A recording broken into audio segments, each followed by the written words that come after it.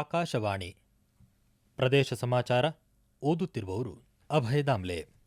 ಮುಖ್ಯಾಂಶಗಳು. ಬೆಂಗಳೂರು ಕೌಶಲ್ಯ ಶೃಂಗಸಭೆ 2025ಕ್ಕೆ ಮುಖ್ಯಮಂತ್ರಿ ಸಿದ್ದರಾಮಯ್ಯ ಚಾಲನೆ. ರಾಜ್ಯದ ಸ್ವಸಹಾಯ ಗುಂಪು ಸಣ್ಣ ಉದ್ಯಮಕ್ಕೆ ವಾಲ್ಮಾರ್ಟ್ ಬಲ, ಒಪ್ಪಂದಕ್ಕೆ ಸಹಿ ಹಾಕಿದ ಸರ್ಕಾರ. ಬೆಳಗಾವಿಯಲ್ಲಿ ಕಬ್ಬು ಬೆಳೆಗಾರರ ಪ್ರತಿಭಟನೆ, ಬಿಜೆಪಿ ರಾಜ್ಯಾಧ್ಯಕ್ಷ ಬಿವೈ ವಿಜಯೇಂದ್ರ ಬೆಂಬಲ. ಬೆಂಗಳೂರಿನಲ್ಲಿ ಮಹಿಳೆ ಮೇಲೆ ಪೊಲೀಸರಿಂದ ಹಲ್ಲೆ ಪ್ರಕರಣ, ವರದಿ ನೀಡುವಂತೆ ಗೃಹ ಸಚಿವ ಪರಮೇಶ್ವರ್ ಸೂಚನೆ. ನಾಳೆ ಬಾಗಲಕೋಟೆಯ ತಿಮ್ಮಾಪುರದಲ್ಲಿ ಮಾಜಿ ಸಚಿವ ಎಚ್.ವೈ. ಮೇಟಿ ಅಂತ್ಯಕ್ರಿಯೆ.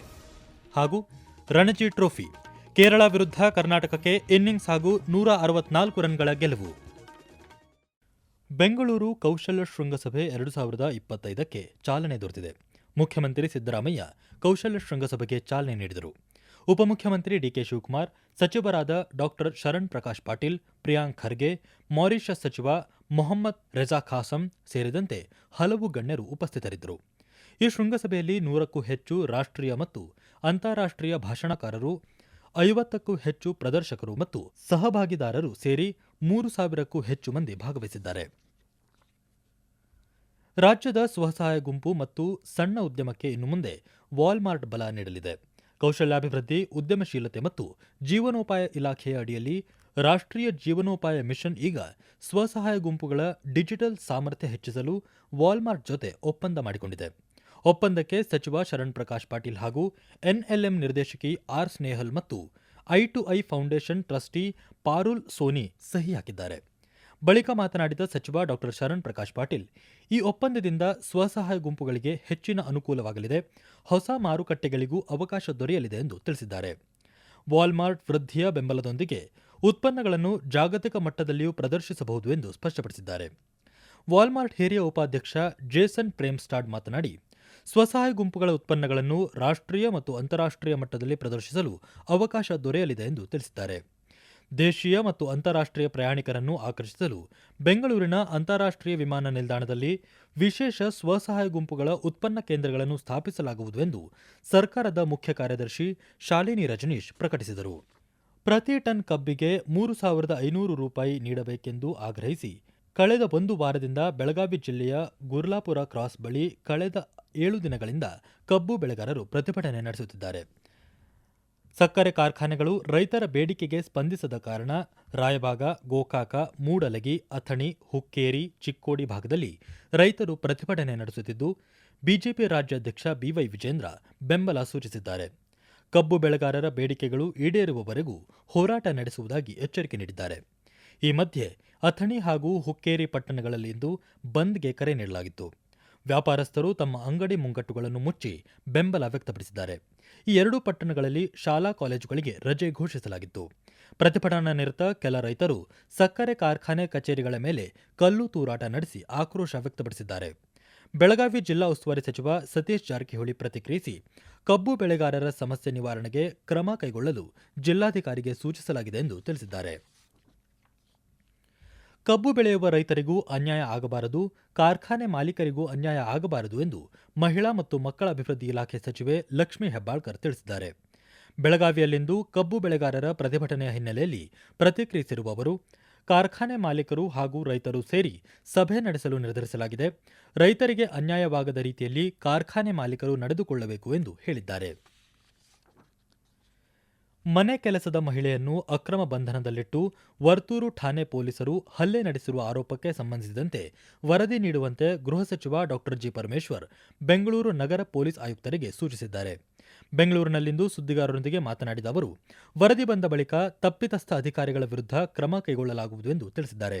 ಇದೇ ವೇಳೆ ದೆಹಲಿಗೆ ಯಾರು ಹೋಗುತ್ತಾರೆ ಎಂಬುದು ತಿಳಿದಿಲ್ಲ, ತಾವು ದೆಹಲಿಗೆ ಹೋಗುವ ಬಗ್ಗೆ ಯೋಚನೆಯೂ ಮಾಡಿಲ್ಲ, ಪಕ್ಷದಲ್ಲಿ ಹೈಕಮಾಂಡ್ ನಿರ್ಧಾರವೇ ಅಂತಿಮ ಎಂದು ಸ್ಪಷ್ಟಪಡಿಸಿದ್ದಾರೆ. ರಾಷ್ಟ್ರೀಯ ಮಾನವ ಹಕ್ಕುಗಳ ಆಯೋಗ ರಾಜ್ಯ ಸರ್ಕಾರದ ಮುಖ್ಯ ಕಾರ್ಯದರ್ಶಿ ಮತ್ತು ಪೊಲೀಸ್ ನಿರ್ದೇಶಕರಿಗೆ ನೋಟಿಸ್ ಜಾರಿ ಮಾಡಿದೆ. ಪುತ್ರಿಗೆ ಮೆದುಳಿನಲ್ಲಿ ರಕ್ತಸ್ರಾವವಾಗಿ ಗಂಭೀರ ಸ್ಥಿತಿಯಲ್ಲಿದ್ದಾಗ ಆಂಬ್ಯುಲೆನ್ಸ್ ಚಾಲಕ, ಪೊಲೀಸರು, ಸ್ಮಶಾನ ಸಿಬ್ಬಂದಿ ಮತ್ತು ಅಧಿಕಾರಿಗಳಿಗೆ ಲಂಚ ನೀಡಬೇಕಾಯಿತು ಎಂಬ ತಂದೆ ನೀಡಿದ ಹೇಳಿಕೆ ಹಿನ್ನೆಲೆಯಲ್ಲಿ ದೂರು ದಾಖಲಿಸಲಾಗಿದೆ. ಮಾಧ್ಯಮ ವರದಿಯ ಆಧಾರದ ಮೇಲೆ ಆಯೋಗವು ಸ್ವಯಂ ಪ್ರೇರಿತವಾಗಿ ಪ್ರಕರಣ ದಾಖಲಿಸಿದೆ. 2 ವಾರಗಳಲ್ಲಿ ವಿವರವಾದ ವರದಿಯನ್ನು ಸಲ್ಲಿಸುವಂತೆ ಆಯೋಗ ತಿಳಿಸಿದೆ. ಪ್ರದೇಶ ಸಮಾಚಾರ ಕೇಳುತ್ತಿದ್ದೀರಿ.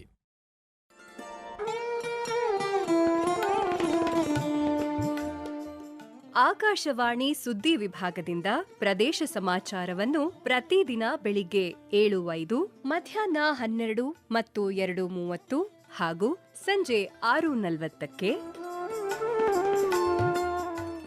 ರಾಷ್ಟ್ರೀಯ ವಾರ್ತೆಗಳನ್ನು ಬೆಳಿಗ್ಗೆ 7:35, ಮಧ್ಯಾಹ್ನ 1:10 ಹಾಗೂ ಸಂಜೆ 7:35ಕ್ಕೆ ಪ್ರಸಾರ ಮಾಡಲಾಗುತ್ತದೆ.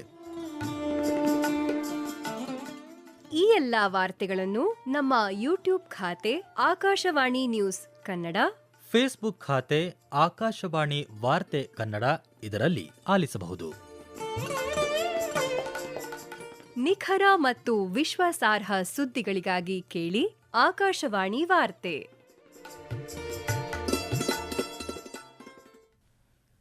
ಅನಾರೋಗ್ಯದಿಂದ ಬಳಲುತ್ತಿದ್ದ ಮಾಜಿ ಸಚಿವ ಶಾಸಕ HY ಮೇಟಿ ಇಂದು ಬೆಂಗಳೂರಿನ ಖಾಸಗಿ ಆಸ್ಪತ್ರೆಯಲ್ಲಿ ನಿಧನ ಹೊಂದಿದ್ದಾರೆ.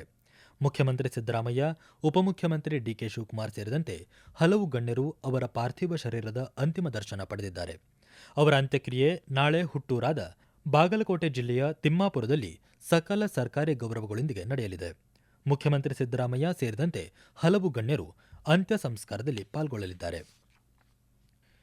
ಬಳ್ಳಾರಿ ನಗರದ ಜಿಲ್ಲಾ ಕ್ರೀಡಾಂಗಣದಲ್ಲಿ ಇದೇ 13ರಿಂದ 19ರವರೆಗೆ ಅಗ್ನಿವೀರ್ ಸೇನಾ ನೇಮಕಾತಿ ರ್ಯಾಲಿ ಹಮ್ಮಿಕೊಳ್ಳಲಾಗಿದೆ ಎಂದು ಜಿಲ್ಲಾಧಿಕಾರಿ ನಾಗೇಂದ್ರ ಪ್ರಸಾದ್ ಕೆ ತಿಳಿಸಿದ್ದಾರೆ. ಕಲ್ಯಾಣ ಕರ್ನಾಟಕ ಭಾಗದ ವ್ಯಾಪ್ತಿಯಲ್ಲಿ ಸೇನಾ ನೇಮಕಾತಿ ರ್ಯಾಲಿಗಾಗಿ ಬಳ್ಳಾರಿ ಜಿಲ್ಲೆಯನ್ನು ಆಯ್ಕೆ ಮಾಡಿರುವುದು ಹೆಮ್ಮೆಯ ಸಂಗತಿಯಾಗಿದೆ. ಶಿಸ್ತುಬದ್ಧವಾಗಿ ಆಯೋಜನೆ ಮಾಡುವ ಮೂಲಕ ಯಾವುದೇ ಕೊರತೆಯಾಗದಂತೆ ಯಶಸ್ವಿಗೊಳಿಸಬೇಕು ಎಂದು ವಿವಿಧ ಉಪಸಮಿತಿಗಳ ಅಧಿಕಾರಿಗಳಿಗೆ ಸೂಚನೆ ನೀಡಿದ್ದಾರೆ. ಕೇರಳ ಮತ್ತು ರಾಜ್ಯದ 13 ಜಿಲ್ಲೆಗಳ ಯುವ ಜನತೆ ದಿನಕ್ಕೆ 800 ಮಂದಿಯಂತೆ ಭಾಗವಹಿಸಲಿದ್ದಾರೆ.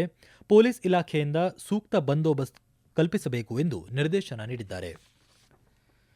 ಜನನ ಮತ್ತು ಮರಣ ಅಂಕಿ ಸಂಖ್ಯೆಗಳನ್ನು ಈ ತಂತ್ರಾಂಶದಲ್ಲಿ ಕಡ್ಡಾಯವಾಗಿ ದಾಖಲಿಸಬೇಕೆಂದು ದಾವಣಗೆರೆ ಜಿಲ್ಲಾಧಿಕಾರಿ ಡಾ GM ಗಂಗಾಧರ ಸ್ವಾಮಿ ತಿಳಿಸಿದ್ದಾರೆ. ಜಿಲ್ಲಾ ಮಟ್ಟದ ನಾಗರಿಕ ನೋಂದಣಿ ಪದ್ಧತಿಯ ಸಮನ್ವಯ ಸಮಿತಿ ಸಭೆಯ ಅಧ್ಯಕ್ಷತೆ ವಹಿಸಿ ಮಾತನಾಡಿದ ಅವರು, ಜನನ ಮತ್ತು ಮರಣ ಪ್ರಕರಣಗಳಲ್ಲಿ 100% ಈ ಜನ್ಮ ತಂತ್ರಾಂಶದಲ್ಲಿ ನೋಂದಣಿಯಾದರೆ ಮರಣ ಹೊಂದಿದರೂ ಸರ್ಕಾರದ ಸೌಲಭ್ಯಗಳನ್ನು ಪಡೆಯುತ್ತಿರುವ ಮಾಹಿತಿ ಸಿಗಲಿದೆ. ಮರಣ ಹೊಂದಿದರೂ ಅನೇಕರು ಸರ್ಕಾರದ ಸೌಲಭ್ಯಗಳನ್ನು ದುರುಪಯೋಗಪಡಿಸುತ್ತಿದ್ದು, ಪರಿಶೀಲನೆ ನಡೆಸಲು ಇದು ಸಹಕಾರಿಯಾಗಲಿದೆ ಎಂದು ಹೇಳಿದ್ದಾರೆ. ಮಂಗಳಾಪುರಂನಲ್ಲಿ ನಡೆಯುತ್ತಿರುವ ಕೇರಳ ವಿರುದ್ಧದ ರಣಜಿ ಪಂದ್ಯಾವಳಿಯಲ್ಲಿ ಕರ್ನಾಟಕ ಇನ್ನಿಂಗ್ಸ್ ಹಾಗೂ 164 ರನ್ಗಳ ಗೆಲುವು ಸಾಧಿಸಿದೆ. ಇದರೊಂದಿಗೆ ರಣಜಿ ಋತುವಿನಲ್ಲಿ ಮೊದಲ ಗೆಲುವು ದಾಖಲಿಸಿರುವ ಮಯಾಂಕ್ ಅಗರ್ವಾಲ್ ನೇತೃತ್ವದ ಕರ್ನಾಟಕ ಎಲೈಟ್ ಬಿ ಗುಂಪಿನಲ್ಲಿ 10 ಅಂಕಗಳೊಂದಿಗೆ ಅಗ್ರಸ್ಥಾನ ಪಡೆದಿದೆ. ಕರುಣ್ ನಾಯರ್ ಹಾಗೂ ಸ್ಮರಣ್ ರವಿಚಂದ್ರನ್ ಅಮೋಘ ದ್ವಿಶತಕದಿಂದ ಕರ್ನಾಟಕ 586 ರನ್ಗಳ ಬೃಹತ್ ಗುರಿ ನೀಡಿತ್ತು. ಕೇರಳ ಮೊದಲ ಇನ್ನಿಂಗ್ಸ್ನಲ್ಲಿ 238 ಹಾಗೂ ಎರಡನೇ ಇನ್ನಿಂಗ್ಸ್ನಲ್ಲಿ 184 ರನ್ ಗಳಿಸಿ ತನ್ನೆಲ್ಲ ವಿಕೆಟ್ ಕಳೆದುಕೊಂಡಿತು. ಕರ್ನಾಟಕದ ಪರ ಮೊಹಸಿನ್ ಖಾನ್ 6 ವಿಕೆಟ್ ಪಡೆದರೆ ವಿದ್ವತ್ ಕಾವೇರಪ್ಪ 2 ವಿಕೆಟ್ ಪಡೆದಿದ್ದಾರೆ. ವಿಜಯನಗರ ಜಿಲ್ಲೆಯಲ್ಲಿ ಮುಂಗಾರು ಹಂಗಾಮಿನಲ್ಲಿ ಶೇಂಗಾ ಮತ್ತು ಸೂರ್ಯಕಾಂತಿ ಉತ್ಪನ್ನ ಖರೀದಿಸುವ ಸಂಬಂಧ ಬೆಂಬಲ ಬೆಲೆ ಯೋಜನೆಯಡಿಯಲ್ಲಿ ಶೇಂಗಾ ಹಾಗೂ ಸೂರ್ಯಕಾಂತಿ ಖರೀದಿ ಕೇಂದ್ರಗಳನ್ನು ಪ್ರಾರಂಭಿಸಲಾಗಿದೆ ಎಂದು ಜಿಲ್ಲಾ ವಿಶೇಷ ಕಾರ್ಯಪಡೆ ಸಮಿತಿ ಅಧ್ಯಕ್ಷರು ಹಾಗೂ ಜಿಲ್ಲಾಧಿಕಾರಿ ಕವಿತಾ S. ಮನ್ನಿಕೇರಿ ತಿಳಿಸಿದ್ದಾರೆ. ಕೊನೆಯಲ್ಲಿ ಮತ್ತೊಮ್ಮೆ ಮುಖ್ಯಾಂಶಗಳು. ಬೆಂಗಳೂರು ಕೌಶಲ್ಯ ಶೃಂಗಸಭೆ 2025ಕ್ಕೆ ಮುಖ್ಯಮಂತ್ರಿ ಸಿದ್ದರಾಮಯ್ಯ ಚಾಲನೆ. ರಾಜ್ಯದ ಸ್ವಸಹಾಯ ಗುಂಪು ಸಣ್ಣ ಉದ್ಯಮಕ್ಕೆ ವಾಲ್ಮಾರ್ಟ್ ಬಲ, ಒಪ್ಪಂದಕ್ಕೆ ಸಹಿ ಹಾಕಿದ ಸರ್ಕಾರ. ಬೆಳಗಾವಿಯಲ್ಲಿ ಕಬ್ಬು ಬೆಳೆಗಾರರ ಪ್ರತಿಭಟನೆ, ಬಿಜೆಪಿ ರಾಜ್ಯಾಧ್ಯಕ್ಷ BY ವಿಜಯೇಂದ್ರ ಬೆಂಬಲ. ಬೆಂಗಳೂರಿನಲ್ಲಿ ಮಹಿಳೆ ಮೇಲೆ ಪೊಲೀಸರಿಂದ ಹಲ್ಲೆ ಪ್ರಕರಣ, ವರದಿ ನೀಡುವಂತೆ ಗೃಹ ಸಚಿವ ಪರಮೇಶ್ವರ್ ಸೂಚನೆ. ನಾಳೆ ಬಾಗಲಕೋಟೆಯ ತಿಮ್ಮಾಪುರದಲ್ಲಿ ಮಾಜಿ ಸಚಿವ HY ಮೇಟಿ ಅಂತ್ಯಕ್ರಿಯೆ. ಹಾಗೂ ರಣಜಿ ಟ್ರೋಫಿ, ಕೇರಳ ವಿರುದ್ಧ ಕರ್ನಾಟಕಕ್ಕೆ ಇನ್ನಿಂಗ್ಸ್ ಹಾಗೂ 164 ರನ್ಗಳ ಗೆಲುವು. ಇಲ್ಲಿಗೆ ಪ್ರದೇಶ ಸಮಾಚಾರ ಮುಗಿಯಿತು. ನಮ್ಮ ಮುಂದಿನ ವಾರ್ತಾ ಪ್ರಸಾರ 7:35 ನಿಮಿಷಕ್ಕೆ.